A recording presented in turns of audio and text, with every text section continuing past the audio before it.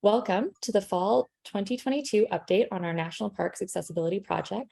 My name is Allison and I'm a research analyst on the team. I have a background in public policy development and disability research. If you are new to our project, I encourage you to check out some of our earlier videos on our YouTube channel to learn more about the work we are doing and some of the background information on our project. This update is being provided live to facilitate more engaging discussions and allow stakeholders the opportunity to meet and network. To ensure accessibility, we have captions in English, ASL translation, and click sounds between slide transitions. This presentation is being recorded and the recording will be made available on our YouTube channel. We will also have available copies of the presentation notes, the transcript, and the PowerPoint file with image descriptions. So please do not hesitate to reach out if you have any questions or concerns, or if you require additional resources to access this material. I think we'll take a minute now to kind of go around and allow our stakeholders to introduce themselves if they would like. We'll just go in order that I have on my screen. Michaela? Hi, I'm Michaela, not apologies, I'm quite sick, so my voice is not best. And I'm here representing CNIB on behalf of Dr. Mahadio Sukai. I'm currently situated in Edmonton. Wonderful, thanks, Michaela. David? David, you're muted.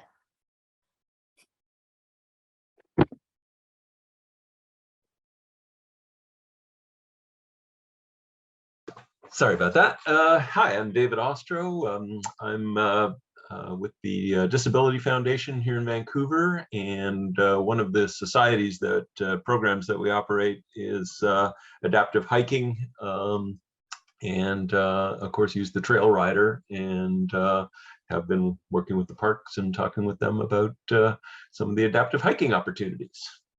Wonderful, thanks, David. Leah?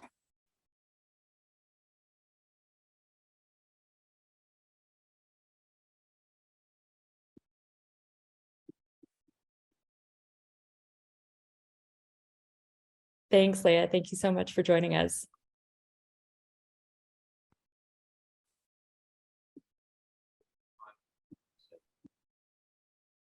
Naz, you're currently muted. I'm not sure. We don't have video either, so I'm not sure if we're give you another minute.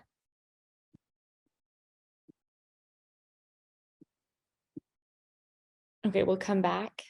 Megan? Hi, I'm Megan Dio and I work for Julie Botchart at Botchart Accessible Solution, and I'm here to see what the update that you guys have for park accessibility. Awesome, thank you. Trisha?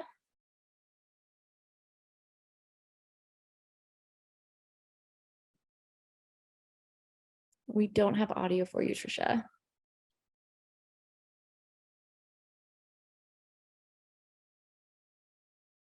Still not coming through.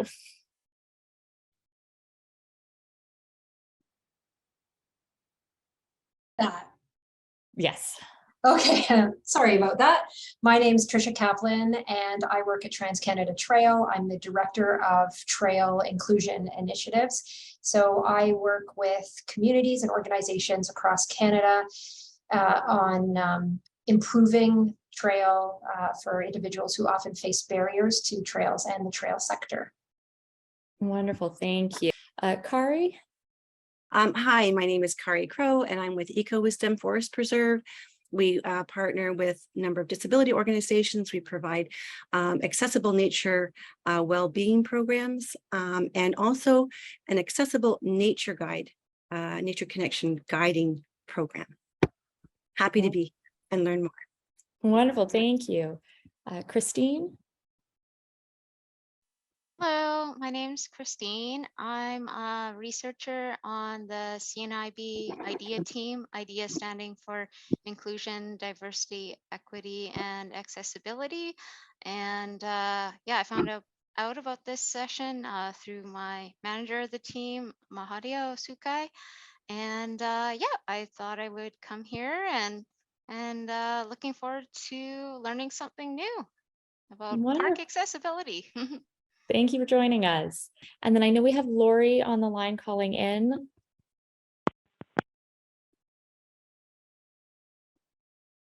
Yes, hello.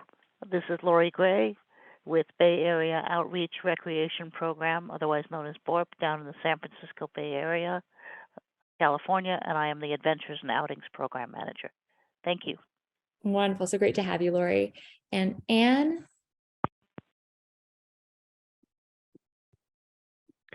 Hi, I'm Anne McRae, and I'm the Executive Director of Independent Living Canada, and very pleased to be here today.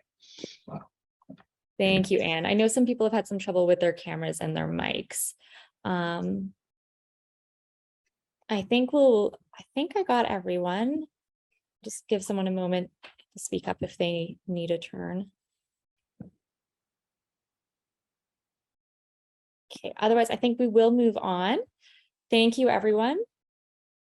We're so grateful and happy to have everyone with us here today. Each member of the research team will now have a turn to provide an update on the different components of the research project. After each update, we will be allowing 5 minutes for questions and discussion. I will be doing my best to keep us on schedule, and we will have additional time at the very end of the presentation. So if we don't get to a question during that 5-minute period, don't worry, we can circle back around at the end. I'd now like to introduce Tilak, our principal investigator, and invite him to take us through the project overview. Hi, everybody. Thanks for joining us today. I just wanted to quickly get everyone on the same page here in case some of you are new and haven't quite gotten a sense of what this project is all about. This project is funded by an organization called Accessibility Standards Canada. It was created after the Accessible Canada Act came into force in 2019. We were funded by this organization to come up with recommendations to make outdoor spaces, specifically national parks, more accessible. The goal is that these recommendations would inform the creation of a new standard for outdoor spaces to make outdoor spaces more accessible. And so the results of this work will be given to the Outdoor Spaces Technical Committee. Originally, this project was supposed to end in March 2023. So it was a 2.5-year project when it was started, but we've gotten a 1-year extension because of some of the delays that we've experienced with COVID. And I think we're at a really exciting point in the project right now because we're about 2.5 years, we're about 2 years in roughly, and we have another 16 or 17 months to go. It's a good opportunity for us to reflect on the different parts of the project, how they're going, the progress that we've made, what we've learned, and to kind of refocus ourselves for the remaining time that we have left in this project, and to think about what we might want to do to continue this work past the end of this specific project. So if you could go to the next slide, Allison. I'll just give a quick overview of the different pieces that you're going to hear about in the next couple of minutes. The main goal of this project is to produce what we're calling the accessibility matrix. And that is really just a big table where on one side of the table, we list all of the different types of needs someone with a disability or someone with an impairment might have.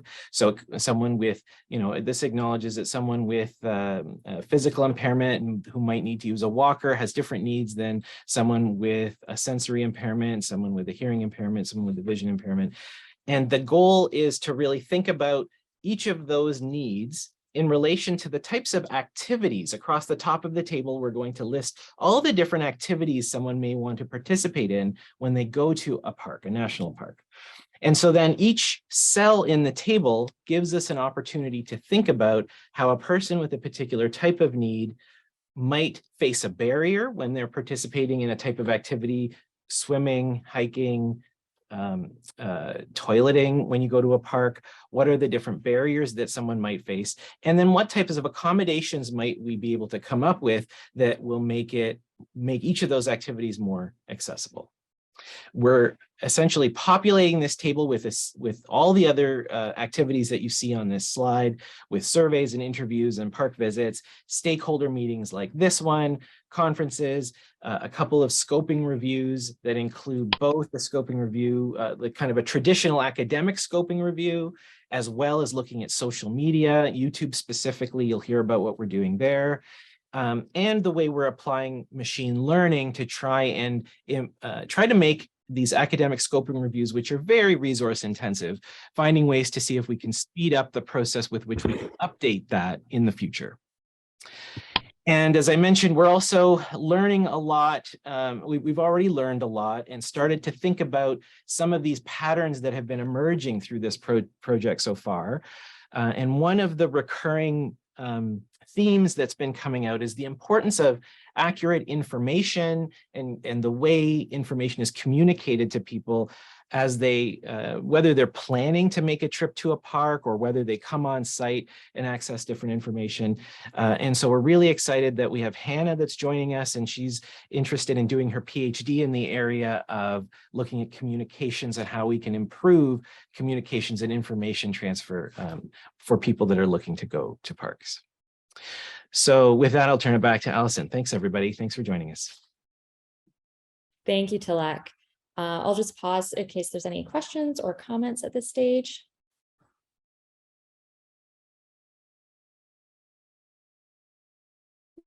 Wonderful. So yeah, as Tilak mentioned, Allison, and I will be this through the surveys and the interview data collection. So first off, thank you to everyone who has completed the survey so far. If you haven't yet and you would like an opportunity to, please get in touch after, at the end of this presentation, and we can chat about how to get you access to the surveys. Since our last update, we have continued to collect survey responses and currently sit at just over 800 verified responses. We continue to see a pretty even split between people with disabilities and caregiver responses. Here are some very preliminary results from the surveys. For the caregiver survey, the majority of respondents at 69% do not have a disability themselves, and approximately 19% do identify as having a disability. For individuals with disabilities and those survey responses, a little over half, at 58% of respondents, reported more than one disability, with the most common singular disabilities being mobility, pain-related, and then sensory, so hearing and seeing. Again, doing kind of a very preliminary look at the data, some of the barriers that we're seeing reported so far include lack of information or inaccurate information about accessibility, lack of accessible signage at the parks, lack of accessible transportation to the parks and nearby accommodations, lack of Braille signage and or audio information for signage, stairs and steep trails, and then also the financial barriers. Some of the facilitators that people have reported include paved pathways with guardrails, good signage, accessible picnic tables, picnic areas, and benches, Moby mats at the beaches, sensory-related park and play areas with tactile displays and audio components. And approximately 70% of caregivers and 67.5% of individuals with disabilities said that they would be interested in using specialized adaptive equipment if it were made available at the parks. Since our last update, we have mostly resolved the issues we had around spam and bot attacks to the survey. We received ethics approval to begin mailing gift cards to Canadian residential addresses, and as a result, we saw a huge reduction in false survey responses. Also, since our last update, we received ethics approval to conduct in-depth interviews. So we are aiming to interview about 50 people in total, including some survey participants and new participants who specifically have not visited a park because the barriers to access are just too high. We will be asking questions about barriers and facilitators to access, as well as equivalent meaningful experience opportunities. So during our conference, one of the things that came up both by a presenter and by land managers was this idea of equivalent meaningful experiences. So equivalent meaningful experiences is a term often used to describe alternative opportunities to experience a park location when the barriers to access are just insurmountable, sometimes as a result of park remoteness, historical preservation, or other reasons. We're still in the process of developing the equivalent meaningful experiences component of the project, and our hope is to create a sample experience by drawing on multiple senses, things like 3D videos, nature sounds, tactile objects, topographical maps, scents, and smells. And some of the questions that we have around developing an equivalent meaningful experience is, what exactly makes something an equivalent meaningful experience? What is that threshold for meeting that expectation for people? And what are some of the emotions that people want elicited from engaging in an equivalent meaningful experience? So I would really invite everyone to kind of think about those questions now or during the rest of the presentation, and we would very much welcome your thoughts and any opinions you have about that. Here is our timeline for the rest of the survey and interview. You may notice that this timeline has been updated. Unfortunately, these things sometimes take a lot longer than we originally hope and anticipate, but we're slated to wrap up the survey collection in the next couple of weeks. Then we'll begin the data analysis, and we're going to begin interviews in the new year once we've finalized what this equivalent meaningful experience is going to look like. I'll just open it up to any questions or comments now.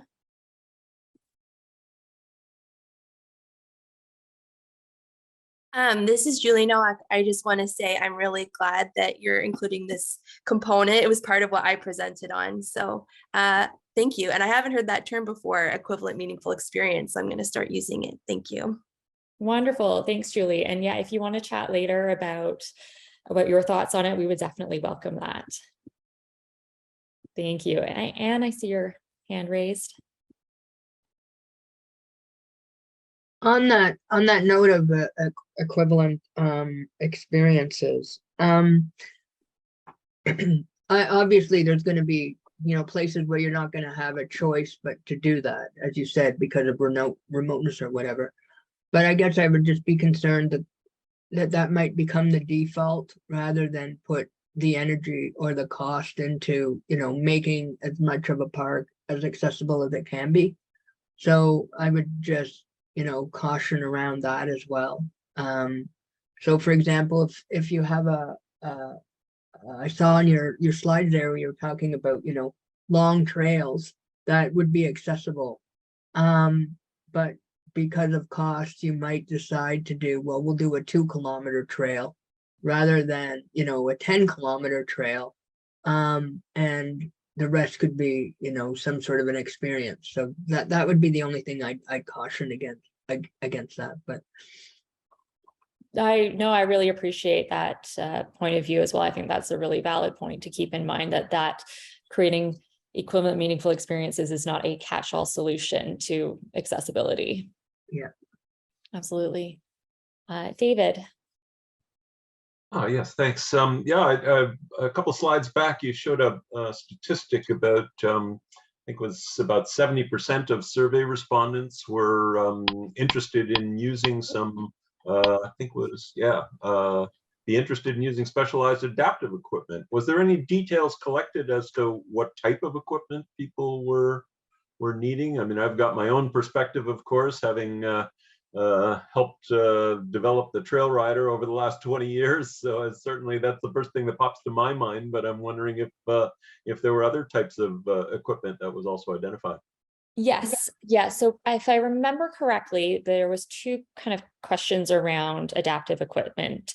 There was one question that asked, of this long list of adaptive equipment, have you actually tried any of these, either at a park or privately, with the assistance of an organization, et cetera, and people could check off as many of those things on the list. So it included things like a trail rider, Moby mats, Moby chairs, audio guides, adaptive mountain bikes, things like that. It was a fairly extensive list. And then there was also another question asking, if you haven't tried this equipment, but you would be interested in trying this equipment, which of these pieces of equipment would you be interested in trying at a park? And I think there was probably another open-ended question around other thoughts and feelings around adaptive equipment. So I can certainly take a look at that data more extensively and kind of send you a bit more information later. I'd appreciate that. Yeah. Yeah, absolutely. Thank you. And Kari. Hi, yes, I had a question. In our programming, we use nature videos, and I've actually communicated a bit with Hannah about this.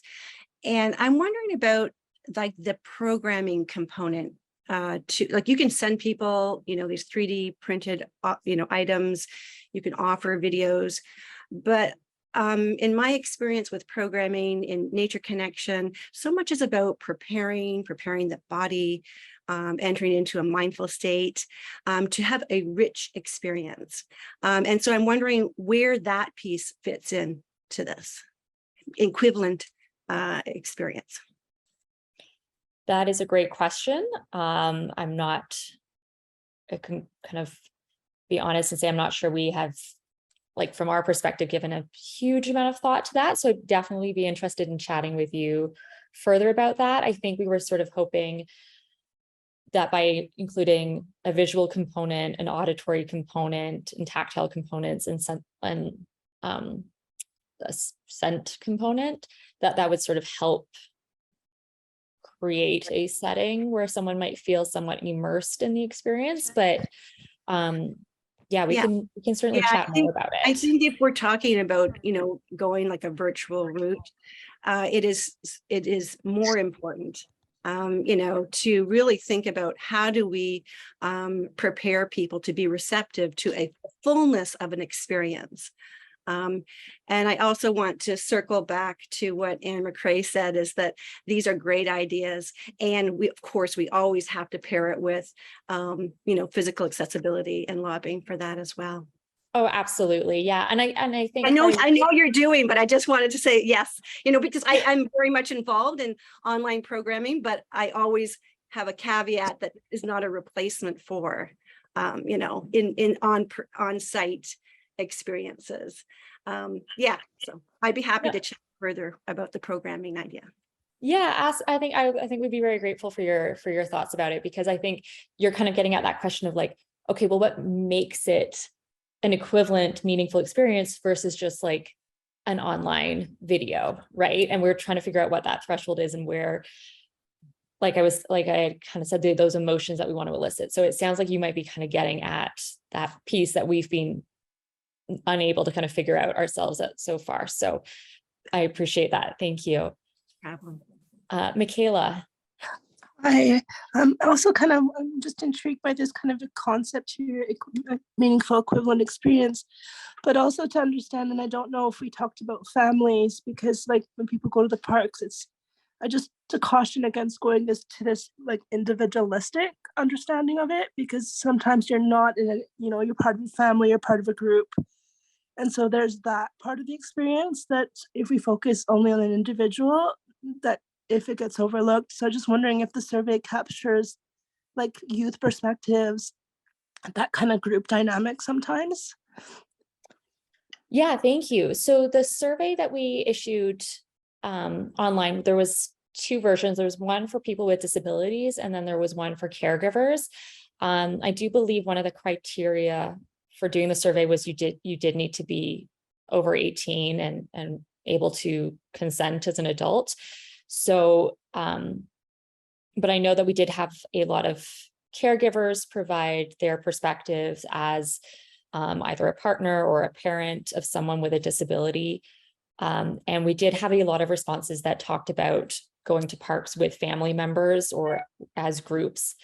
So that will definitely be something that we take into, like, that we're looking at when we start analyzing that data. And that is something we can think about in those in-depth interviews as well. So, yeah. And yeah, and I'll just say, Alison, I think this aligns with what we've been hearing a lot, which is that, you know, I think people go to these parks to do things together with other people. So, you know, I think that's the overwhelming message we're getting here again, is that people, you know, I think we need to find ways of getting people to be able to do things with their friends and family as much as is possible. Yeah. Yeah, absolutely. But no, I think, thank you, Michaela, for highlighting that. All right, to keep us on track, I think we will move on now to the scoping review. I'm just gonna push through these slides to get back to that stage. So I'm going to introduce Mark to come and to go over the scoping review for us. Okay, thank you. Can you hear me? Okay, great. So my name is Mark. I'm a librarian at Wilfrid Laurier University, and I'll be providing an update on the scoping review subproject. My slides contain words reflected in my speech and some icons, and the purpose is largely to hold visual attention. So a scoping review is basically a literature review that is comprehensive and transparent to a level that others could repeat in the future. The goal of the scoping review is to come up with a research question and then create a map of how evidence is being produced to answer that question. And the question we're asking the academic literature is, what barriers or facilitators prevent or enable people with disabilities from participating in activities supported by national parks? We then translate this question into a search string, and we searched 11 academic databases for journal articles, conference proceedings, and dissertations or theses. Next slide, please. So how many items did we find? Well, we started at the start, we identified about 3,200 items, but a scoping review guides our team through 4 stages of evaluation. And at each stage, we clarified if an item was actually relevant to the study. So from 3,200 items, we filtered down to about 2,400, then to about 110, and then to about 40 items. And the slide has an image of a funnel that represents this, but I've included a version of this diagram as a table at the end of the slide deck as well. So next slide, please. Our current step in this phase is called data extraction, which means the reviewing team is going through each of the 40 articles to find pieces that are most relevant. And some of it is just basic stuff like year or type of publication, but some is more specific to our research question, like what are the barriers or facilitators that have been identified in the literature? Next slide, please. And then the final step is the mapping step, where we put all the pieces we found together and then we report what we found. And here on the slide is an image of a bar chart that illustrates this kind of idea. This bar chart shows the year of publication on the x-axis and the count on the y-axis. And we can see that the articles start appearing in the mid-1970s with about one study every couple of years. Then about 2004, a study seems to come up about once a year, again until about 2015, when we start consistently getting multiple studies per year. And we expect to find more patterns in how evidence is produced by doing this method. Any questions?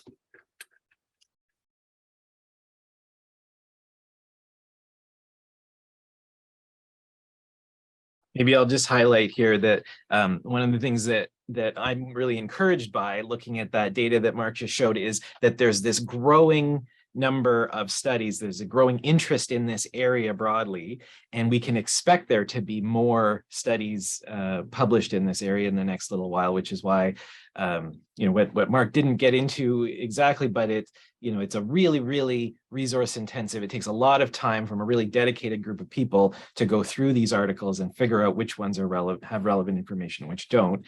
And that's why the next, or in a little bit, you'll hear on our machine learning approaches that we're trying to apply to this approach to see if we can make things more efficient. Thanks, Tilak, and thank you, Mark. Yeah, we're next actually hearing from Risha about the machine learning approach. So I'll just invite Risha to come forward.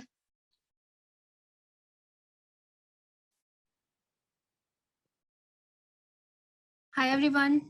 My name is Richa. Presently, I'm a postdoctoral fellow at the University of Alberta, Edmonton, with Dr. Hussein Rouhani, who is a co-investigator on this project.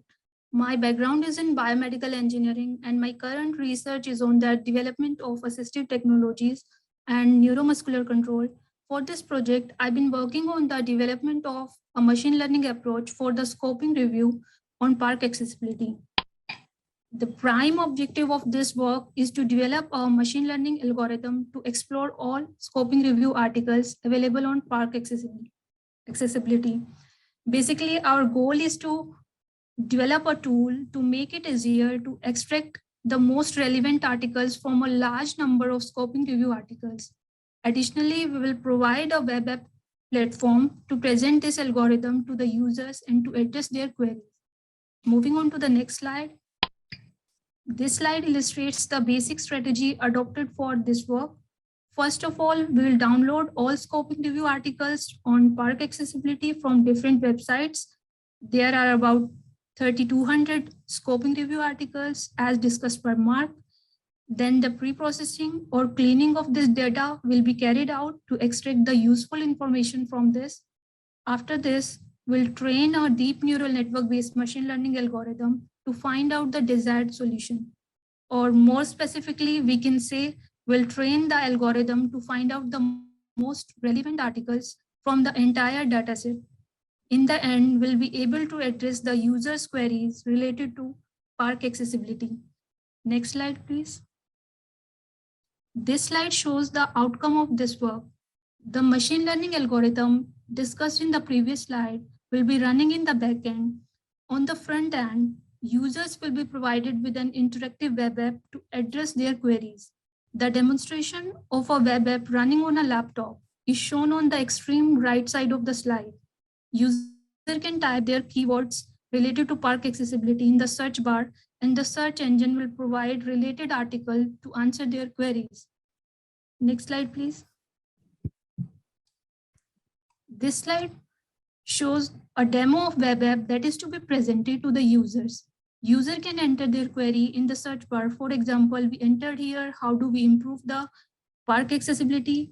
And then click the get answer button to see the results. We have set the number of answers to 4 as shown on the left side of the screen. So we'll get 4 answers in response to our query.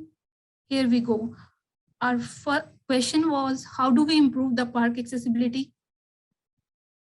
So the first answer is when the number of park planners and designer with a disability is representative of disability in the general population. Another one is park co-design. Next is park co-design with people with disability, and so on. It also provides the similarity index of each article to the question asked. Like here it is 84%, 79%, 63%. And will also provide a link to the full article. If you click on the link provided, it will open the full article for you. You can read the full article to get more information about this. So here it is, full article for you. Next slide, please. This slide summarizes the work done till now and we'll be discussing the next step for this project.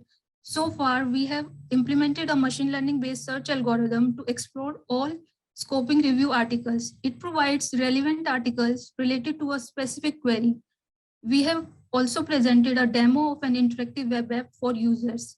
Our next step will be to improve the performance of this algorithm for extracting the most relevant articles on park accessibility from the entire scoping review literature.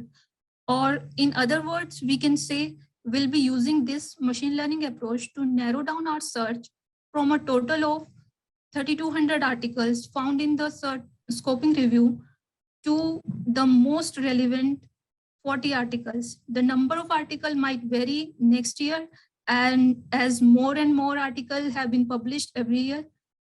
Apart from this, we will try to make this web app more user-friendly and some more features. We'll try to add some more features to it. So that's all on this section. I'd be happy to hear your feedback and suggestions. Thank you so much.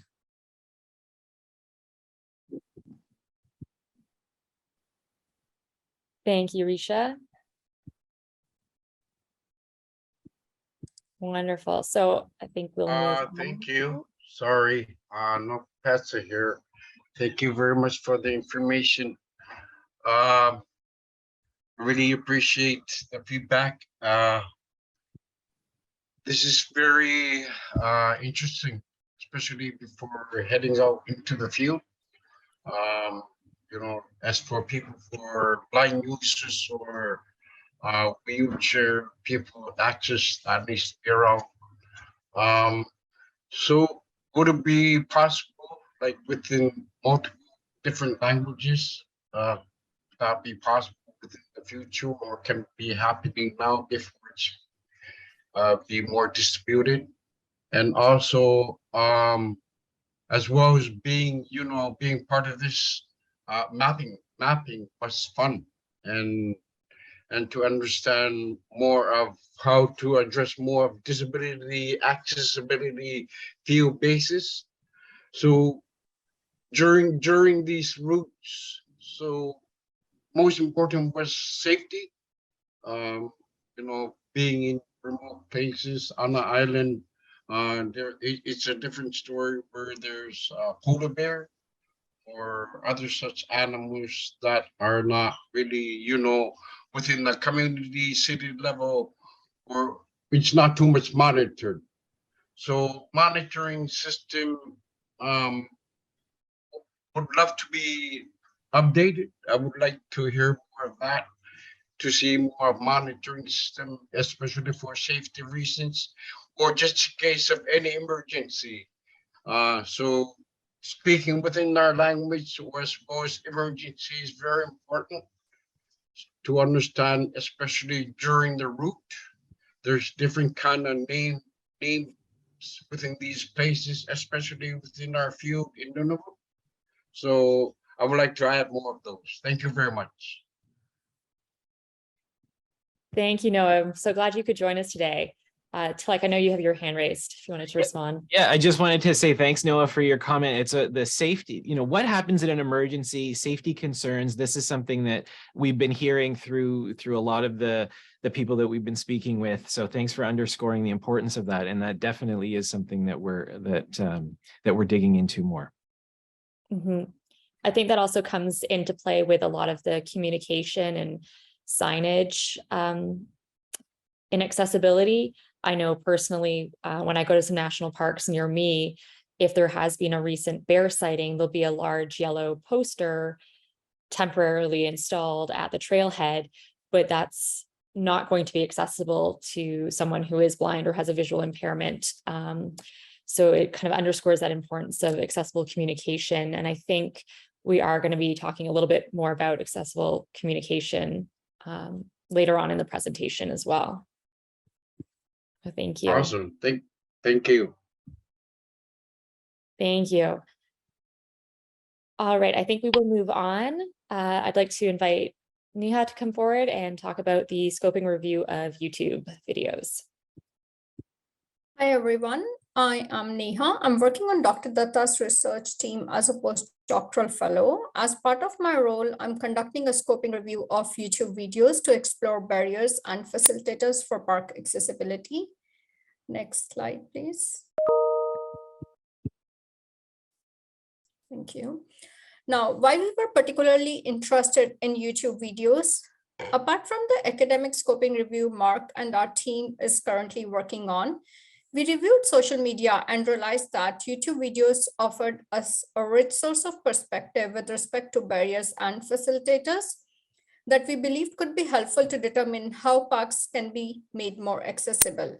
Here, I have presented a clip as an example of one of those perspectives. This is from the YouTube video on accessible adventures, where one of our stakeholders, who is a wheelchair user, nicely describes routes and barricades as a barrier for park accessibility. And let's play the video here. These routes are always my nemesis. Anyone have any suggestions of what to do for routes on the trail? You don't want to ruin nature, but man, that's the barrier. Right there to go the rest of the way. So these gates here are Kevin's nemesis. They often block the whole trail without leaving space, but look at Next. These routes. Thank you. In methods, with respect to the search strategy, we have completed our video search in about 10 weeks. To ensure that we use the best search strategy and to avoid missing any important videos, we have used two platforms to find the YouTube videos relevant to our project. Firstly, we searched the videos from the YouTube website in the incognito mode. Secondly, we have used YouTube Data API, that is Application Programming Interface, as this platform provides an option so that we can retrieve a search request which is analogous to the search performed by a user on the YouTube website. For the initial screening, the keywords were searched in different combinations in the video title. This was similar to how Mark searched keywords for the academic scoping review. Finally, we have ended our video search with 29 search strings in total. Some of the search strings used in our project are listed here in this slide as an example. Next slide, please.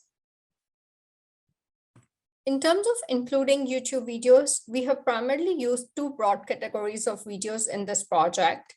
These include videos where people with disabilities shared their lived experience for park accessibility, as presented in the first screenshot. Another type of videos are related to webinars, conference proceedings, interviews, panel discussion, narration, news clip, etc., where speakers talked about their experience while working on park accessibility projects and various solutions they came across to make the parks barrier-free.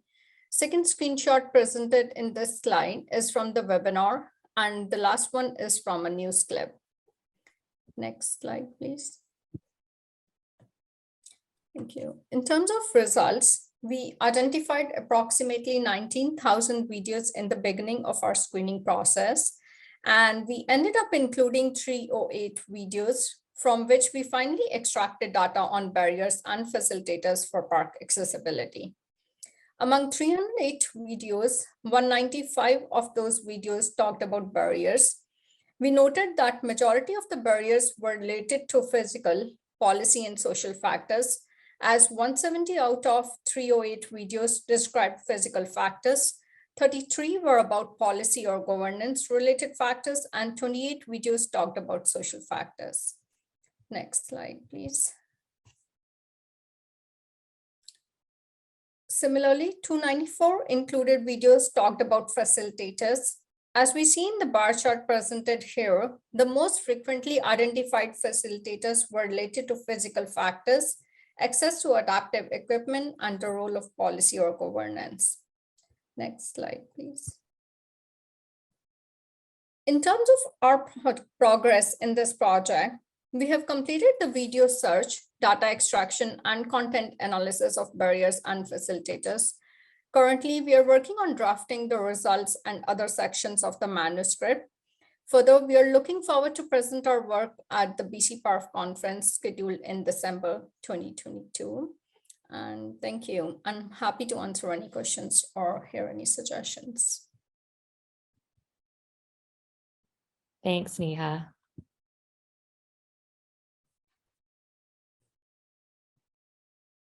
Awesome. I'm not seeing any raised hands currently. We will also have more time for discussion and questions at the end as well. So with that, we can move forwards, and I'll invite Yashoda to present on the Parks Accessibility Conference, which I have a feeling a lot of you were familiar with. Hi, everybody. My name's Yashoda, and I was one of the main conference leaders that helped organize the Parks Accessibility Conference that happened this summer. So we held our first Parks Accessibility Conference in August of this year with a goal of bringing together individuals with a shared desire to improve national park accessibility. And so our conference this year was held over 3 half days through a Zoom webinar, and each day had a specific theme.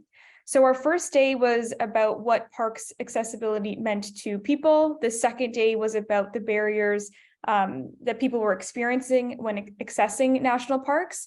And day 3 was focused on innovative solutions to improve the accessibility of our national parks. And to ensure an accessible event, we did have ASL and LSQ interpreters, and LSQ interpreters are the French version of ASL. We also had English and French live captioning and English and French interpretation. This did pose some technical challenges. However, we felt we were able to meet the needs of all attendees. The event consisted of individual presentations and panel discussions. In total, we had 41 speakers from Canada, the US, Spain, and Australia. And speakers were from research backgrounds, organizations, so both for-profit and nonprofit, and then members of the disability community. In total, we had over 600 people register for the conference, and on each given day, we had somewhere between 150 and 200 people sign into the Zoom webinar to watch it live. And outside of hosting the webinar through Zoom, we were also streaming the conference on our team website and through YouTube. Here's a little clip from one of our speakers, and it gives you an idea of what conference attendees experienced. This clip does not show the LSQ interpreter, English and French live captions, or the English and French translation. Accessible washrooms in territorial, provincial, and national parks are not actually accessible. And there are so many individuals and families that cannot go to parks because they're denied access to a basic facility. There are solutions like changing places and Mobiloos in the UK, which would help to make parks accessible to everyone. After the conference, we sent out a survey to attendees to get their thoughts on the conference and ways that we can make improvements for next year. A total of 23 people responded to this survey. 28% identified themselves as having a disability, and 30% were from land management organizations. Overall, people did like the conference. However, they wish there were more opportunities for networking. This was a challenge that we faced with hosting our conference this year, as we had trouble determining how to make the networking sessions accessible to everybody. So this year we created a Slack channel so that attendees and speakers could join, ask questions, and continue the conversation of parks accessibility even after the conference was completed. Other suggestions for next year included incorporating longer breaks and making speaker sessions longer so that we could have more time for questions and answers. Finally, participants would like the opportunity to choose the screen state that they want to see, rather than needing to see multiple interpreters if it doesn't necessarily apply to them. We plan on incorporating this feedback for next year. And so we're first thinking of hosting a multi-full day conference so that we can incorporate those longer breaks and more breaks. This year, we created a conference goodie bag that registrants received, which included tea bags, a button, braille cards, postcards, a card teaching you ASL on park-specific terms, and some art from members of the disability community. This year, we were also thinking of perhaps including more park-specific themes. We also want to have a more focused objective for next year, specifically targeting actionable solutions that land managers can implement. We are also looking at ways to introduce networking sessions and allow participants to access customizable views. Finally, one of the suggestions we also received was about a hackathon, where we would divide attendees into teams and work through the process of generating solutions to a given barrier to parks accessibility. These are just some ideas that we are considering for next year, but we would love to hear people's feedback about these ideas, or feel free to ask any questions. Thanks, Yashoda. So yeah, this is definitely an opportunity if people have any additional feedback or thoughts on these ideas to kind of let us know. Julie, I see a raised hand. Hi, yeah, this is Julie. Thank you for this. I really enjoyed the conference. A couple things. One is I was just double checking the Slack channel, and I think there was maybe some confusion with the questions afterwards, because I submitted answers to questions, but I didn't see anyone else's answers to questions. So just to flag that, I don't know if there was some tech glitches or whatnot, but I never saw the Q&As there. Okay, thank you. We can definitely take a look into that for sure. Yeah. And then the other thing I wanted to raise was has there been any discussion about at the conference, including discussion of land acknowledgements and the Indigenous people of the land we're talking about using? Yeah, that was definitely something that we did try and incorporate, but I will fully acknowledge that we did not go kind of as far as we should have. So that's definitely something that we're going to be thinking about, how to better incorporate and how to better, be mindful of and inclusive of in the next time. But definitely, welcome additional thoughts and feedback on that. If you have anything specific. Yeah, I'm happy to share some resources. I think one thing that's important to keep in mind that I can only share what has been shared with me, but that land acknowledgements are often done in a performative way without actually accountability. So I would encourage you to actually form connections with Indigenous people if you want to move forward with that. Yeah, absolutely. So we did with our land acknowledgement, we kind of did a fair amount of research, and then because the conference is national across Canada with national parks located across Canada, as well as having speakers from the US and Australia and other parts of the world, we did write a unique land acknowledgement, and then we did share it with an Indigenous member in Toronto to review and provide feedback and editing for that. And we were able to compensate him for his work as well. So we were able to consider it in that way. And we have tried to make some connections as well with the speakers, but admittedly, we obviously would like to take it further with our next conference as well. Yeah, thank you. Thank you, though. Anne, I see your hand raised. Yes. Is there any consideration to having the conference in person next year, or is your funding just for virtual? Thank you, Anne. So we have given it some consideration. I think we landed with a virtual conference for a couple of reasons. One, we now have some experience doing a virtual conference, so we feel like we can build on the previous experience where we did get accessibility right, where we fell short on accessibility, and kind of improve that next time around. We also considered trying to do a hybrid event.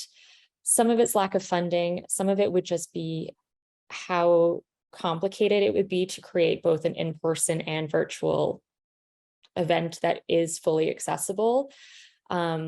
So given the fact that cost is also a barrier to a lot of people to be able to participate, we want to include members of the disability community who might not have access to funding to be able to present as speakers. We kind of came to the conclusion that we thought virtual leans slightly more towards being accessible. And so I think we're going to go that route again next year. But yeah, I appreciate it. I mean, in an ideal world, we would be able to fund this in both ways, and we would be able to, pay for speakers to fly in and everything. But I unfortunately, cost is a barrier for everyone. No, I understand. I totally get it.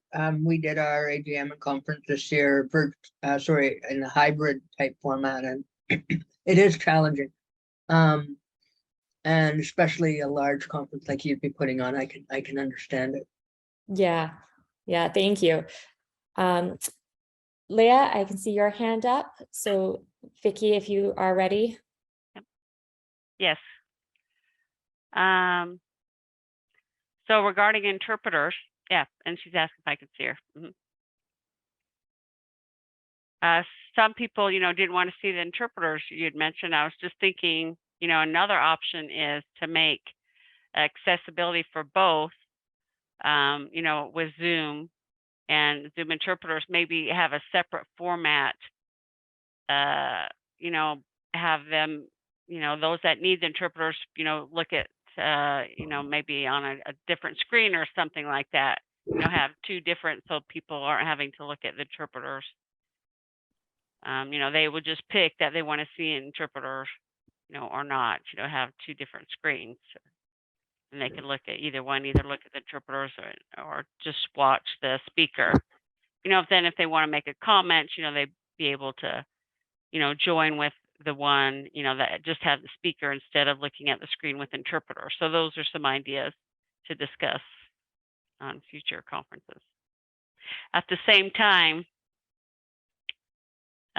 you know, sometimes people like to look at the interpreters and think it's cool, you know, instead of just, you know, looking at just a box. So anyway, so I'm just thinking of the different options. Absolutely. Thank you, Leah. So we agree. I think that's one of the things we'd like to be able to do is provide people with those options. When we hosted our conference, Zoom did not allow customizable screen states. And I do believe one of their more recent updates is going to allow people to be able to customize their screen states. So we're definitely going to look at that for next year. Our workaround this year was when we streamed to YouTube, we could hide the interpreters.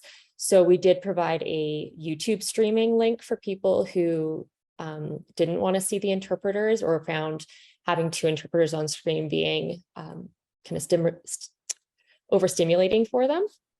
So we were able to come up with a quick workaround this past year, but hoping for a little bit more of a pre-planned options for people for next year. Okay, great. Awesome, thank you. Awesome. So I'm not seeing any more raised hands, so I think we'll move on and we can always kind of come back to these ideas at the end. So this section is about our site visits, and I will be presenting it with Tilak. So one of our promises in our grant was to conduct accessibility assessments at national parks, but we ran into some challenges when it came to conducting these site visits, and we found a solution by partnering with Access Now. With the support of Access Now, we were able to conduct 2 site visits to Thousand Islands National Park and Georgian Bay National Park back in August. Access Now provided 2 mappers, 2 guides, and their own staff, and they also graciously allowed members of our team to tag along. We assessed a sample of locations and experiences at each park, including campsites, trails, picnic areas, and amenities. And we have received some of the data back from Access Now, and we're expecting a bit more later this month. So I'm going to turn it over to Tilak now to talk about his experience at the parks. Yeah, thanks, Allison. Yeah, I had a great opportunity to join Access Now. Karen organized, I think she's on the line still. Karen and Corey organized a day over at Georgian Bay National Park, and I was able to join the group there. You can see on the screen there's a group, and it includes a power wheelchair user as well as a walker user who I had the opportunity to spend the day with. And it really underscored the importance for me of having people with a range of impairments and disabilities there in person, seeing things, because they picked up on details that I would have otherwise, I would not have noticed. And so we're really looking forward to the report we're going to get from Access Now as a result of these park visits.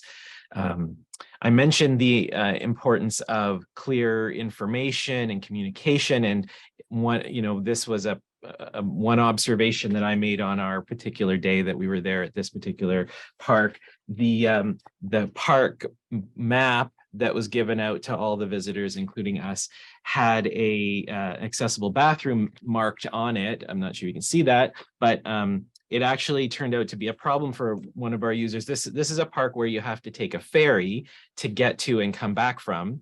And so we had a time when we needed to find our way back to the dock. And just as we were getting closer to that time, one of the people I was with said, they wanted to use the bathroom before we headed back. And so we looked on the map to find the closest accessible bathroom. We saw that where it was located, we made our way over. However, when we got there, we learned that this was no longer a bathroom that was available to the public. It had been closed down for some time, but the maps hadn't been updated. And so it's a small example, but it was, it added one little bit of negative experience for the group, and particularly for the person that wanted to use the bathroom before we made our way back. And this person decided that it wasn't worth making their way to the next to another bathroom that was further away because she was worried about us making it back to the ferry on time. So yeah, so it's little things like that that do make a big difference in people's experiences, and it was highlighted for me on that trip. And I was really appreciated the opportunity to join Access Now on that trip. Thanks. Thanks, Tilak. So here is a sample of what Access Now will be sharing with us. They created, I think, as part of their Access Outdoors app, this interactive portal with the route that was mapped and the individual pinpoints for barriers and facilitators or areas of interest. So on the screen, I just have two screenshots of that portal. On one side, we have an example of a water fountain that was not accessible due to a raised platform with cracks in it, and the water fountain handle was out of reach for a wheelchair user. And on the other side, we have an example of a partially accessible washroom. So it was spacious and there was no obstructions under the sink. The showers were large, but they were not laid out in a way that made it possible for someone to reach the shower bench and the controls. So we're very much looking forward to going through this data in detail and seeing the report later this month. And with that, we're also exploring opportunities to partner with other organizations such as the Rick Hansen Foundation and Spinal Cord Injury BC. These are organizations that have their own variations of an accessibility assessment tool. And our thinking is that if we can trial and test drive the various different assessment tools currently out there on the market, we can conduct a comparison exercise and look at the benefits and limitations of each tool. And I'll just open up to any questions or comments.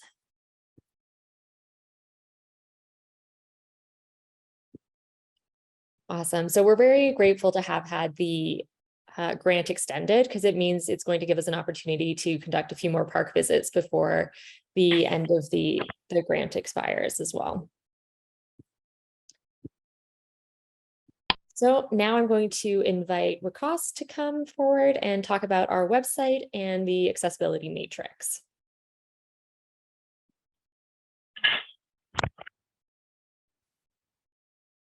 Thank you, Allison. Hi, everyone. My name is Wakas. Can everyone hear me okay? Awesome. I'm a research associate on the team, and I'll be providing you a brief overview of our website as well as the accessibility matrix. Next slide, please.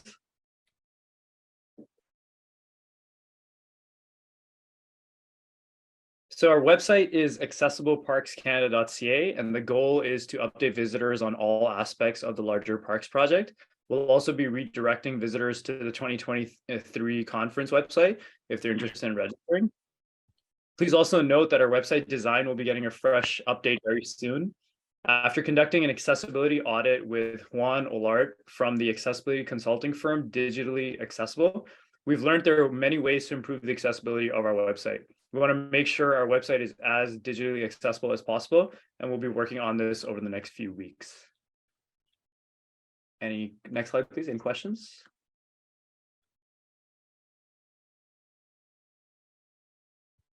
Thank you. Oh, we have a question from Leah. Leah had a question.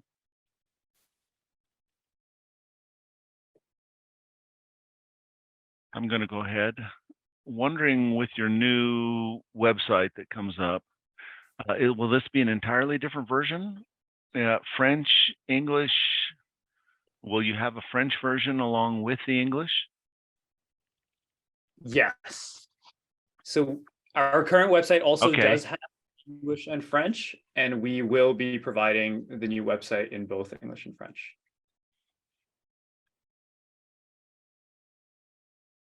Okay.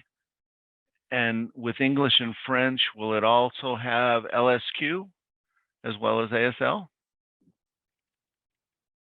So for the website itself, we won't be able to provide LSQ at this point in time.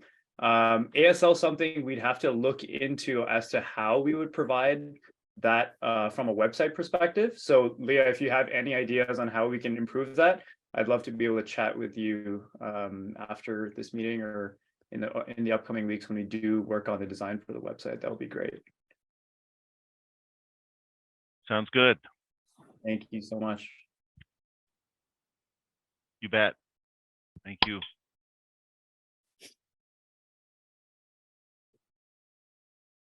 Thank you. So now I'm just going to speak about the accessibility matrix. Next slide, please. So our vision behind this matrix is to address the accessibility barriers and facilitators that we've come across throughout the various parts of our project, such as the surveys, the interviews, excuse me, and the scoping reviews, as well as the Parks Accessibility Conference and different site visits we've done. So the goal is to take everything that we've learned and put it into a table. Next slide, please. The table will be organized as follows. This is just a small snapshot of what the matrix is going to look like. The top row will include a list of activities, experiences, and facilities that park visitors would participate in or require when they do visit a national park. The left column will include a list of impairments or needs. The cells within the table will reveal solutions and gaps that are present in the real world. For example, for a person with a visual impairment, high contrast signage is extremely important for information accessibility. A person in a wheelchair, for example, who's looking to go hiking would benefit from the presence of paved walking trails. These are just some of the examples that we've already seen, and we will be adding to these examples as we're making and designing the matrix. The impairments or the needs that are listed in the matrix are mainly retrieved from the DSQ, which is the Disability Screening Questionnaire found in the Canadian Survey on Disability. It includes the following impairment categories. So physical, which includes mobility, flexibility, dexterity, and pain. Sensory, which includes seeing, hearing, and deafblind. Cognitive, which includes learning, developmental, and memory. Mental health. Communication, which is not present in the DSQ, but we've included it in our list through our research. And finally, we'll also have an unknown or other category, which is a catch-all in case any impairment's not addressed in any of the earlier sections. Next slide, please. So different activities and experience offered by national parks were compiled together. A high level of what our activities and experiences so far contain include at-home activities, back and front country recreation infrastructure, interpretive and educational programs, on-site operations and maintenance, outdoor activities, user and parks communication, and park staffing. Next slide, please. So we continue to learn about new solutions all the time. So I thought I would give you some examples of solutions that we've seen today. So the first solution is called the tactile maps. These maps aid people with visual impairments to navigate the environment using braille, objects, and textures. The next solution is communication boards. Users simply gesture to the images on the board to communicate with others. Individuals who are nonverbal and people with learning disabilities can benefit from these kinds of boards. And the last one is the Access Tracks Mat. This is a portable, foldable pathway for accessibility over outdoor terrain. It's great for wheelchair users and other mobility devices, as well as for parents who are using strollers. So these solutions are part of a bigger list of solutions that we're going to be calling the Accessibility Solutions Catalog. And as for the next steps, the matrix will begin to get populated as soon as we've completed all the data extraction from all of our resources. And I'm happy to answer any questions. Thank you. Thanks, Wakas. I see Michaela has her hand up. Hi, I just kind of want to ask about, because, you know, thinking about the outdoors, individuals' needs can change based on weather conditions, and it can be different for a lot of people. Does the matrix account for that? That's a great question. So at this point in time, we've accounted for all the different activities in different seasons. So we'll have things like beach access and swimming in water, but we'll also have activities such as skiing and any sort of winter sports. That's just an example of some of the things. But I do agree, for example, signage could change over this course of a winter. So we should probably think a little bit more deeply on that. And if there's any ideas, we'd be happy to discuss them as well. Thank you for that. I'll let Talak respond as well because I see his hand up. Sure, yeah, I can just jump in quickly. Yeah, that's a great point. The weather, we haven't explicitly included that in the table yet, but I think you're right that it probably needs to be a part of it. You know, and maybe under something like maintaining the surfaces, like I'm thinking snow and ice, when there's snow and ice around, to what degree is snow cleared, is ice salted, like icy trails salted? And because you're absolutely right, it changes the accessibility for everyone, really. It makes it higher risk for falls and for slipping, things like that. So it is something we should give some deeper thought to. Thanks for that suggestion. Yeah, I agree. Thank you, Michaela. Noah, I see your hand up.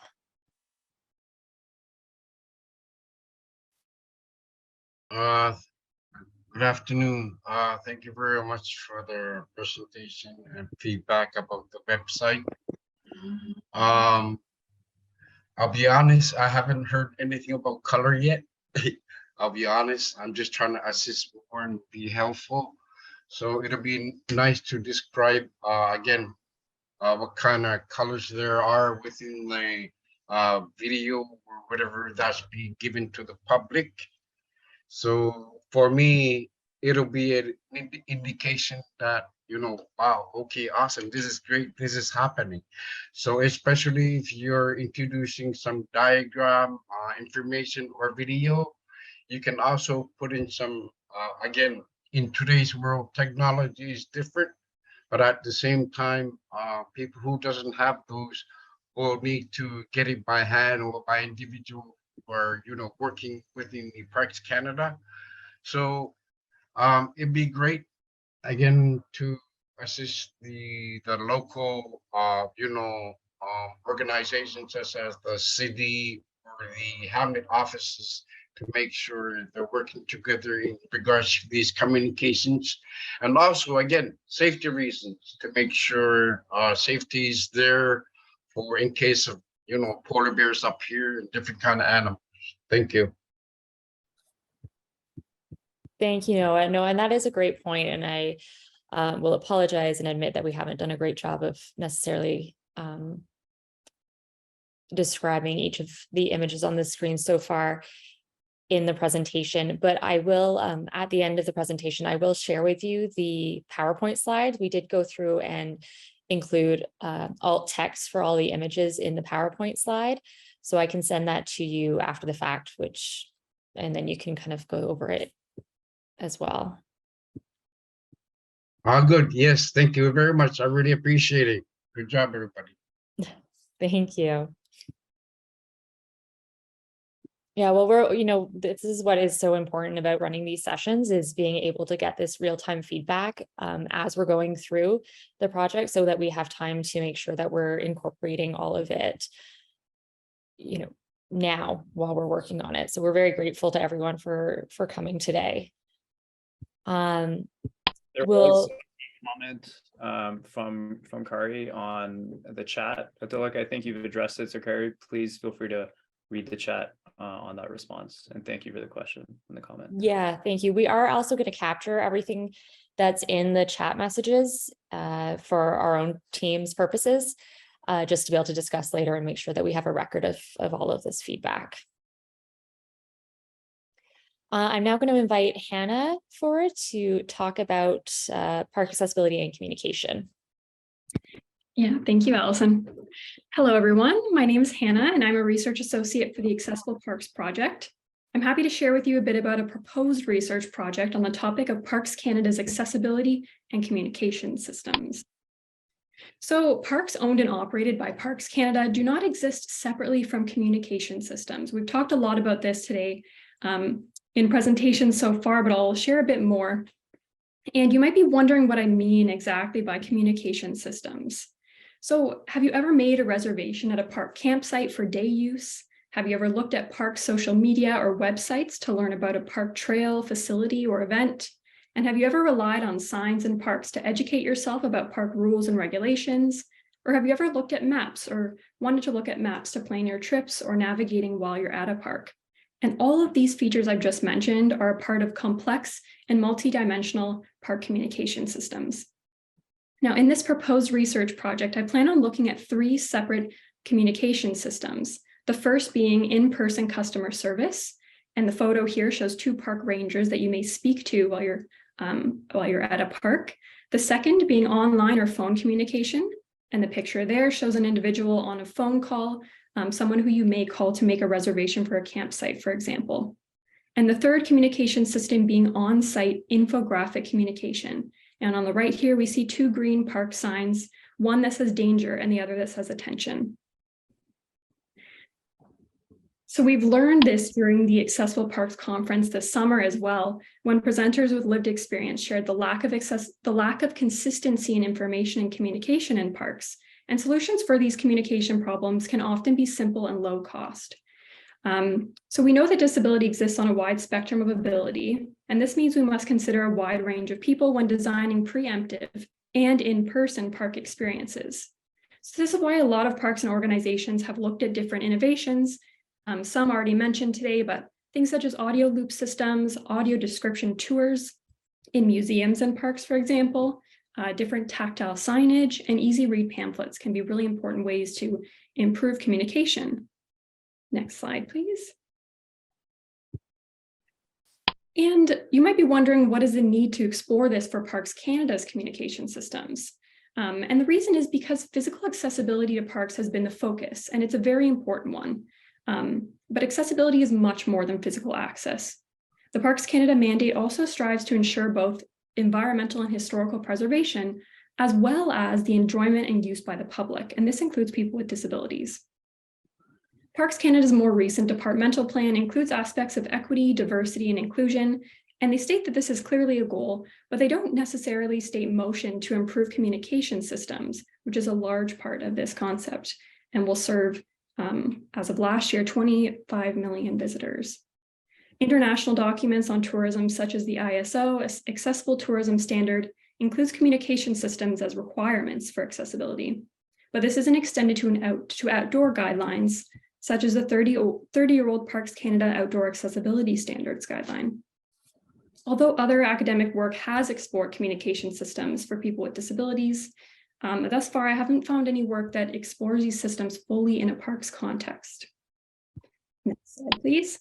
So this is what I've designed, a study, and the objective is to discover what Parks Canada communication tactics are working for people with disabilities and caregivers, and which ones need improving or need to be added.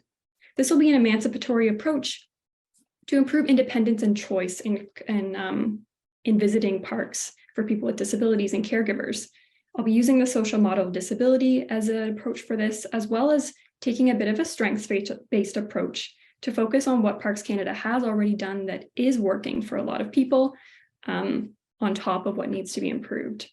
So this will include people with mobility, vision, and hearing impairments, as well as caregivers, to get a full breadth of park experiences. And it will also include a survey method, as well as focus groups with representation from each group. Now, the study is in its preliminary stage, so I would love to hear feedback on how the study could best serve the community. And I thank you for your time, and I look forward to sharing results of the study in the future. Thank you. Thank you, Hannah. So I will just note that this concludes our presentation today. So we do have additional time. I know I kind of booked this for an hour and a half, but our team is available for a bit longer, as well as the interpreters are booked as well for a bit longer. So we are more than welcome to stay online, chat, answer more questions, have more of a discussion. For people who do need to kind of run right at the 90-minute mark, we just want to thank everyone for joining us today. These conversations are what make our work so meaningful, and we're so grateful for everyone's contribution. It really is our stakeholders who play such a crucial role in this research, and your feedback helps ensure that the recommendations and the improvements that we put forward to Accessibility Standards Canada will actually have a meaningful impact on making national parks more accessible. So I really can't stress that enough. Like we're so glad for the turnout today, and everything everyone's shared so far has been fantastic, and we just really appreciate everyone's time. So I'll kind of open up the floor to more questions and more comments, more feedback. We're more than happy to stay online for like another half hour.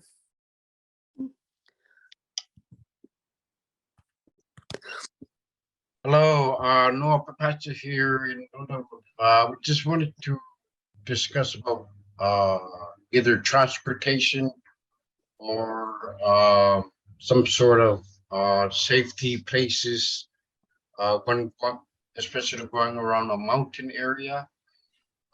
Working together is obviously safety one priority. So I'm wondering,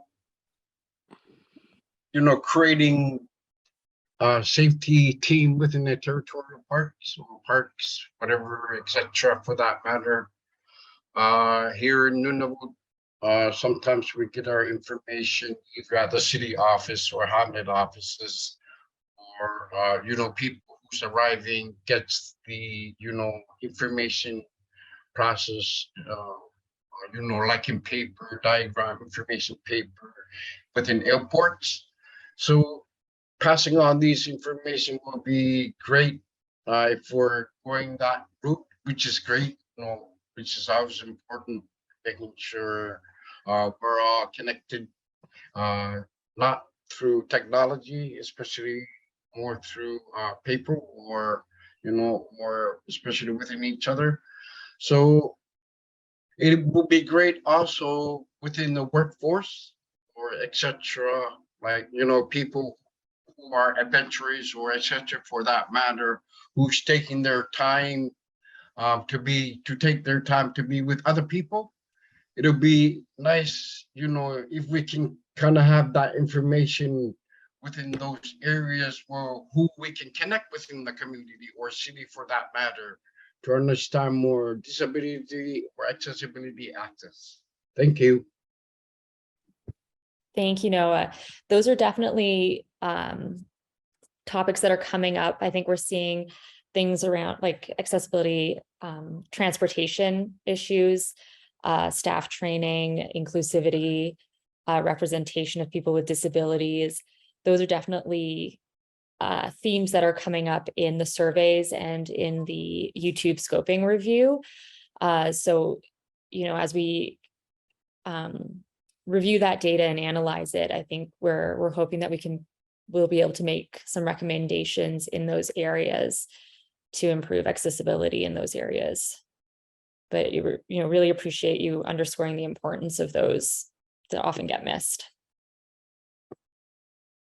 Thank you very much. Thank you. Julie, I see your hand raised. Yeah, hi. Just a clarifying question. I think I might have missed for the next year conference. Did it say in the notes that the plan is to have longer days? Yeah, so we haven't set any dates yet of the timing. I think we're kind of looking at July, but we're hoping to finalize that in the next month and start sending out some save the dates. Yeah, the plan is to do, what we're looking at doing is longer days, but with a longer break in the middle. So probably something like 2 hours in the morning with a 45-minute lunch break, and then 2 hours in the afternoon. Again, being mindful that we've got attendees and speakers from across Canada and time zones, but we're looking at something along those lines. So trying to stretching the days out longer so that we can give speakers longer time slots, provide longer period, like question and answer periods, and then also give people a longer break in the middle, so that people can actually go take a full break from their screens and get food and things. So that's what we're looking at the moment. So the chunks would be 2-hour chunks with like a long break in between. Is that the idea? It would probably be again 45 minutes, 15-minute break, 45 minutes, 15-minute break, longer break. Yeah, so a combination of short breaks, but making sure there's a longer break in the middle. Okay. And how many consecutive days would it be? Probably 3 again. Okay. Yeah, because I just want to flag that like longer days can like be more draining. And like I totally get it when like there's recordings that can like address that issue, but many of us still have that FOMO and like we want to participate live. And so when we're like, because of that desire, pushing our bodies beyond they can, like I'm actually like trying to push people to move away from the conference model and have more like one-off presentations so that people can like really show up at that presentation without like it being in the context of a 3-day thing. So I just wanted to flag that as a way to rethink the conference structure. Absolutely. No, I appreciate that. One of our initial thought ideas for this previous conference was the idea of, instead of doing 3 consecutive days, do 3 individual days over 3 consecutive weeks, you know, so like 3 Wednesdays in a row, and have them split up with a week in between. So, you know, that's certainly a kind of an idea we could circle back to and think about as an option. I appreciate it. I think, yeah, if you're open to spacing them out like that, I think that could be really good. For me as a, like, you know, someone with like very low energy, I would definitely be able to show up better if it were that way. Yeah, no, I definitely appreciate this feedback, and I think we'll take it back and we'll think about that. It's, I mean, as I'm sure you're aware, it's hard to balance everyone's needs and everyone's priorities or idealistic or ideal ways of wanting to be engaged and provided information and stuff, but definitely appreciate that perspective, and we'll give it some thought. Totally. And I get it. And, you know, I think some people really thrive with the immersion experience. But I like, you know, and I think when conferences are in person and people are traveling, of course, it makes sense to contain it to a few days. But with online, like, we get to be creative, right? We get to do things differently. So thank you for listening. Yeah. Yeah, absolutely. David, I see your hand is raised. Yes, thanks. Yeah, I just wanted to ask you, well, a little bit of advice and mention the fact that subsequent to the conference, I was able to connect, thanks to Dominique Drouin and Shira Stanfield. I connected with Richard Gielli, who's the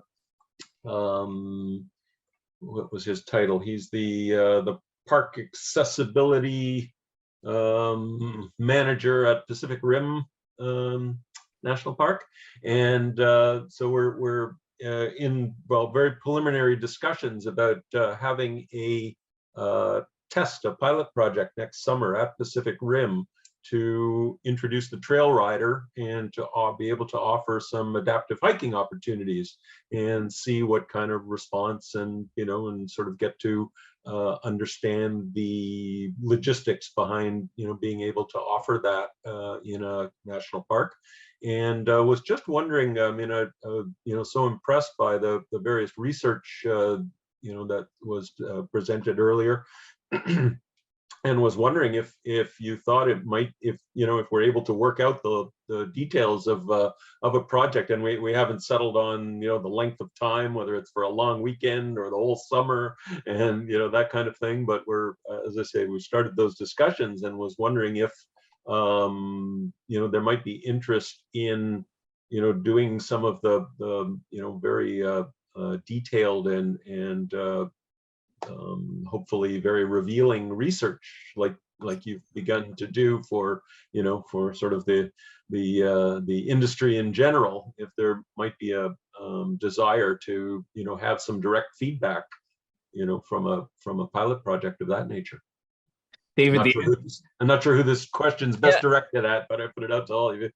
Yeah, I think Wakasa entered in the chat there for you, but yeah, the answer is yes. Let's talk. I mean, this is what it's all about. We want, and it it gave me shivers to hear your story of the connections that we were able to help you make. I mean, this is we talked about how the goal of this project initially was to inform a standard. But the more that we've been doing this, I think just as important a goal of this is to connect people that are interested in the same things, right? Those of us in this community that are interested in making parks more accessible, connecting this community together is great. That is fantastic to hear that that's happening. And yes, let's talk about how we can help you study this. Yeah, and Hannah's just noting in the chat, she's very close to you where you're running this. So I think there's natural things that we can probably do to work with you. Oh, that would be wonderful. And then definitely, of course, keep all of you apprised as to how things are shaping up. And yeah, including Hannah, if you're close to Pacific Rim, would be great to have, anybody interested come out. And like I say, we're not sure if it's going to be a one-day event or if I'm hoping we can set something up so that Pacific Rim would have, a trail rider or maybe two available for, the entire summer next year. So we'll see what we can work out. Yeah, absolutely. Thank you, David. I think there's definitely an opportunity there. I'm thinking even, with what we're trying to do with some of the in-depth interviews, people who might never have been able to visit a national park before, and something like that event makes it accessible to them. There might be an opportunity there to be interested in doing some in-depth interviews with them. Well, great. All right. That sounds great. Well, thank you. Awesome. Thank you. Mark, I see you have a question. Yeah, I think this question is for Leah. And was your earlier comment about having sign language on websites, like the sign language interpreter on the website?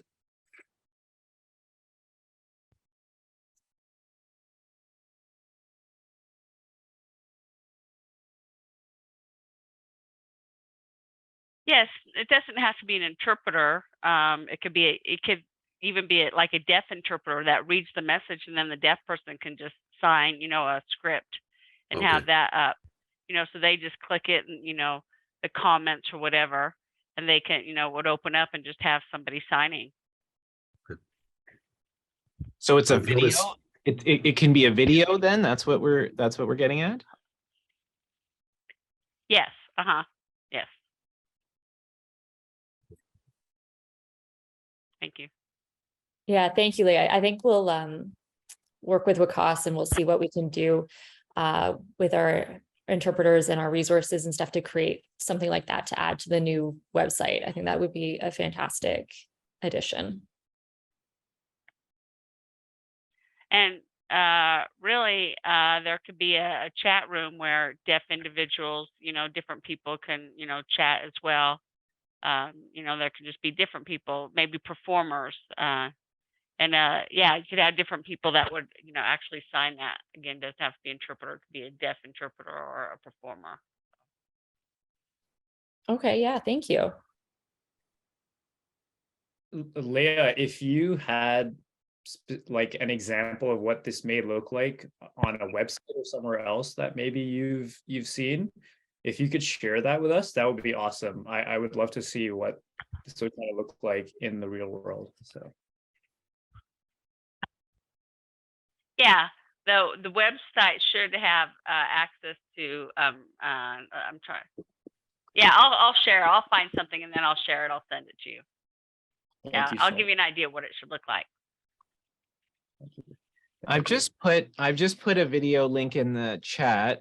Leah, this is I think from Accessibility Standards Canada or accessiblecanada.ca, something like that. And I see there's maybe something like what you're describing there. Yeah, similar concept. But if you want more, you could just have more like native people or different people. That's just more, kind of a formal, so we could have a little bit more flexibility. Think of how, we can do that.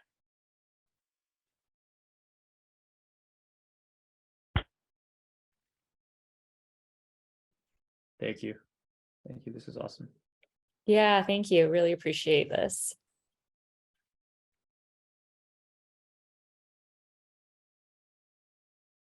Kari, I responded to your comment about the, I don't know if you wanted to chat about it now or we can set up another time to chat about it, but yeah, how to help make that sample equivalent meaningful experience that we want to do in part of the interviews, how to help make that meaningful and kind of passing over that threshold of just being an online experience versus being an immersive, meaningful experience. Yeah, I would love to hear more of that from you either now or some other time. Yeah, and somebody asked about resources. There'll be some links posted on our ecowisdom.ca website shortly. But yeah, we just completed first round of some research in collaboration with an academic. And they found things like, improved social connection and reduced pain, fatigue, increased memory concentration. She was really interested in sort of like these physiological markers. I was more interested in like the sociological, like what happens when we gather as community, because I'm very interested in sort of a peer-led, peer support sort of model of using nature connection programming online to support one another. So anyway, that's what I'm doing. And we're bringing in like some of the neuroscience, mindfulness, meditation stuff with nature connection, which is like a whole growing field on its own, right? So, and our focus has been on accessibility, which makes us a unique program in the world in terms of nature connection and also nature guide training. There aren't a lot of nature guide training programs that are accessible to people with disabilities and chronic illness. Yeah. Anyway, we can chat later. I don't want to take up too much time. No, absolutely. I really appreciate this, like this level of expertise that you have about this, because yeah, we've been discussing for a while how to sort of create a meaningful equivalent experience while having various limitations in that we are not members of Parks Canada, so we don't have access to some of the natural resources of Parks Canada to be able to send to people, so trying to kind of recreate something while keeping in mind some of the limitations we have around the research project and the research ethics and, physical access to some stuff. So it sounds like you're definitely someone we should be speaking to. Happy to do that. Amazing. Is there anybody else who wants to share any thoughts or ideas? Really welcoming this discussion.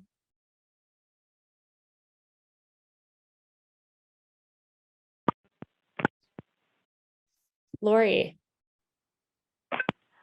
Yes, I just wanted to say that we were talking earlier about adding a multisensory component to the virtual stuff. One thing we did here is we went to the parks, and when they were doing cuttings of trees and various things, and we knew there was going to be a event coming up, we collected stuff, including samples of rocks or various other things, and included those in a kit that was, which we called a toolkit, that was sent to the individuals that signed up for the virtual experience. And then we referenced all the materials as we were going through the workshop, and it really added an extra component. Olfactory, we would include bay leaves for the bay laurels and various other things, pieces of bark that we found on the ground that we got permission to use. So it really adds a nice extra layer. Yeah, absolutely. Thank you, Lori. That, admittedly, that was our initial idea, was could we go to a national park and collect some tree branches and rocks and bark? But the trouble we've run into is the Parks Canada policy is you're not meant to remove these things from the parks. The fact that you bring up a specific event, though, apologies, I don't know if that was my computer or not. That might be something that we can look into. We do have some contacts at Parks Canada, so maybe we can ask them about, if they're doing. We were able to do it when they were cutting or clearing. I mean, we kind of would talk to the people that had that information about when they were doing things, and then we would schedule around, try to schedule around that a little bit so that we knew there might be an opportunity to be able to get some of those things. And they were really amenable to it. In one case, we had stuff returned when people were done with it, and then we sent it back to recycle it and use it again. During the pandemic, of course, we did not do that. We people got to keep what they got, and you know, if you do it in a way that involves the park, there's often a lot more buy-in concept. For sure. No, and I appreciate that. And I think we'll try and look into that. The other challenge we've come across with this idea is that Canada Post and the Canadian government has regulations around mailing flora and fauna across the country. And I think we would require specific permits in order to be able to do it. Yeah, which, unfortunately, kind of when we started looking into it, we started running into all of these challenges. And they don't have an education caveat that gets you around some of that? Not that we've seen, but interesting.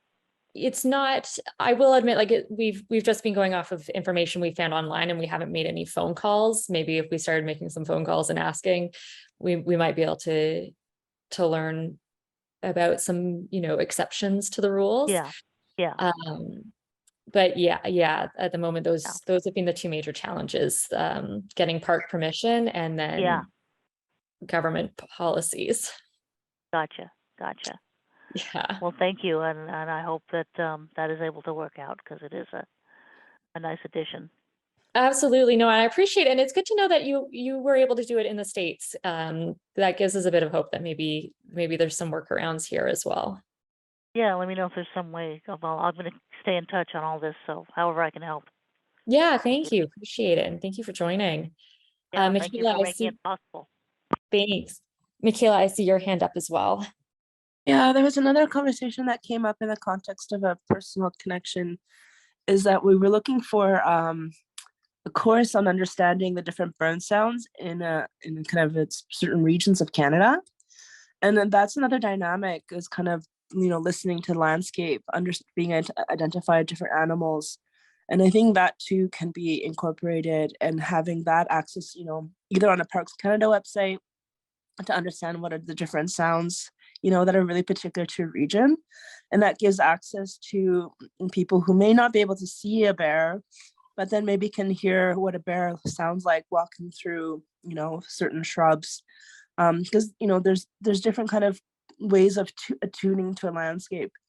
And I think we were looking for that. It was called the Hadley course online.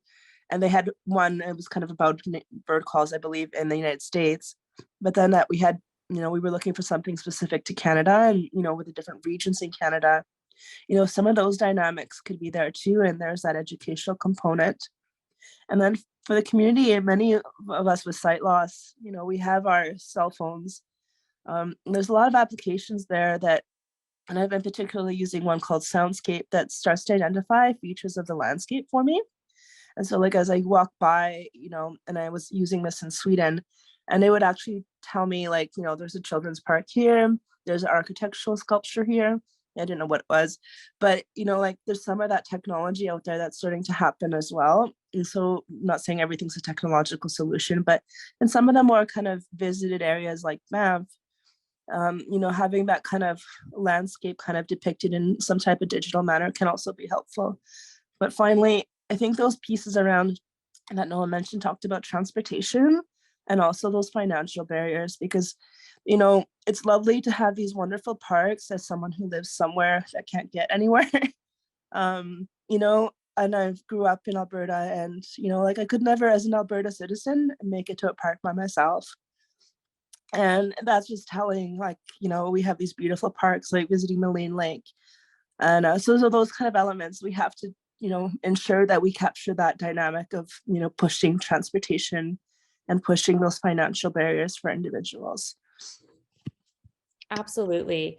I always find transportation to be a complex a challenge, but I think a complex solution, because you've got private transportation, either people having barriers to owning and driving their own vehicles. There's public transportation, both municipal and on provincial scales. And then there's sort of the park issue transportation, typically within parks. And I kind of always get the sense that I think everyone wants to push the responsibility onto somebody else. And so kind of trying to come up with an accessible and inclusive solution that allows people to not only get to parks, but then also travel within the parks is going to require a lot of collaboration between different levels of private and public organizations.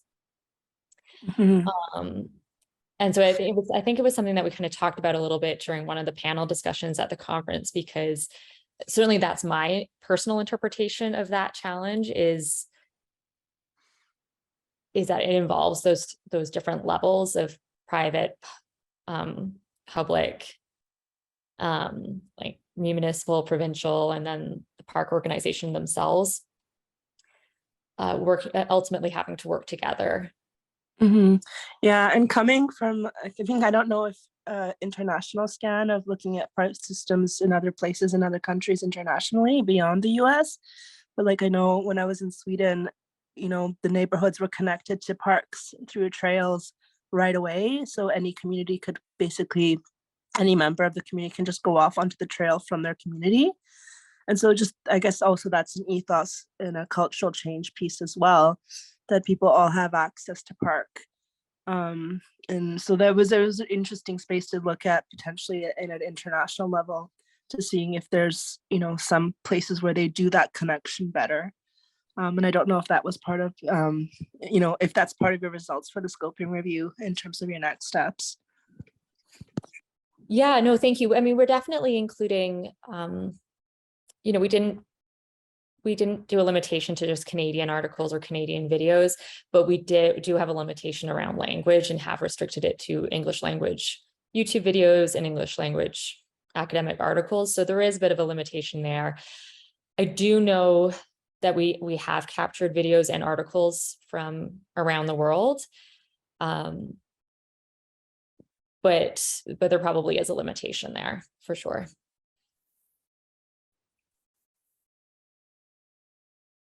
But thank you. We'll definitely, I think we'll kind of take that away with us and have a think about how we're looking internationally and maybe what we can be doing more to look internationally at the solutions that are already out there.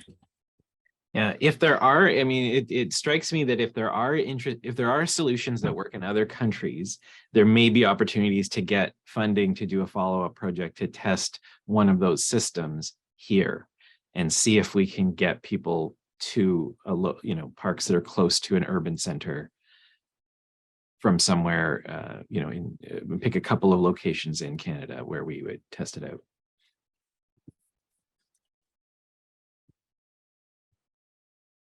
All right, thank you, Michaela. I do see Lori has had her hand up as well, so I want to make sure that we get to Lori.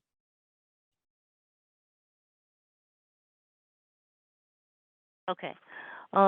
Just the one thing I wanted to add, two things. One on transportation.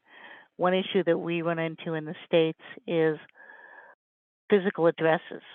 We have a paratransit system throughout the United States, and it has its challenges, but it won't go to places that don't have a physical street address.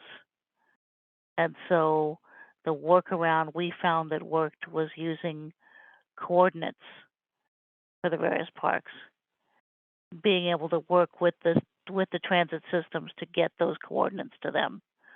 So that made it a little easier to get people to parks. It's still pretty challenging here too. And then the other thing, I don't know what the equivalent of Amazon's Audible there is, but within that system, there is a 8-episode podcast called Wild Sounds of Canada. And it is a marine biologist doing a tour of 8 different sections of Canada. And you get to hear all of the animals. And she describes things. And it's a really nice auditory experience. And it's what I've listened to every night of the pandemic to kind of keep myself grounded in nature. So you guys might be able to get access to that. Thank you. Thank you. That's fantastic to know about. We do get Audible here in Canada, so I'll see I know I have an account to Ottawa, so I'll see if I can find that on there. All right, I do want to be mindful of the time. We have about 5 minutes left. If there's any more comments or feedback, really, really grateful and welcoming of this conversation and like some of the feedback and the discussions and the ideas we're getting.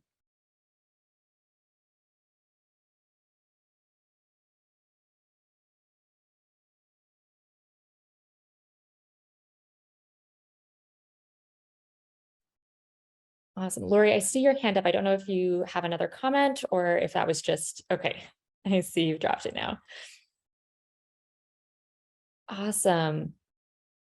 All right, and continue to put ideas and thoughts in the chat because I know we are going to be capturing the chat separately. I've got members of the team right now are copying these comments over.